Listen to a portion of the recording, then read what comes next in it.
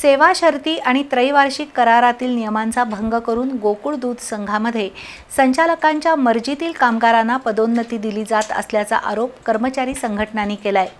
या विरोधात गोकुळ शिरगाव इथल्या गोकुळच्या मुख्य कार्यालयासमोर शुक्रवारी दुपारी कर्मचाऱ्यांनी निदर्शनं केली।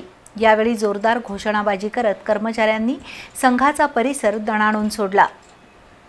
गोकुळ कामगार संघटनेनं मोठ्या संघर्षातून मिळवलेल्या सेवा शर्ती त्रैवार्षिक करारातील नियमांचा भंग करून आपल्या मर्जीतील कर्मचाऱ्यांना पदोन्नती दिली जात आहे असा आरोप संघटनेचे जनरल सेक्रेटरी सदाशिव निकम यांनी केलाय।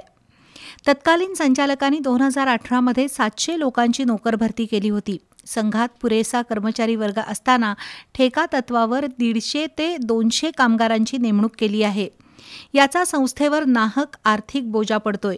तसंच मर्जीतील कर्मचाऱ्यांना वरच्या हुद्द्याचं काम आणि जबाबदारी दिली आहे। मनुष्यबळ आराखडा प्लेसमेंटचा विचार आपल्या मर्जीतील कामगारांची सोयीची बदली केली आहे। तसंच रिक्त पदाच्या ठिकाणी सेवा ज्येष्ठता डावलून मर्जीतील कर्मचाऱ्यांना बदलीतून प्रमोशन देण्याचा प्रयत्न सुरू आहे। यासह प्रशासनाच्या कामगार विरोधी धोरणाच्या विरोधात कामगारांनी गोकुळच्या गोकुळ शिरगाव इथल्या प्रधान कार्यालयासमोर निदर्शनं केली। तसंच कामगार एकजुटीच्या घोषणा देऊन आंदोलनाची पुढील दिशा स्पष्ट केली।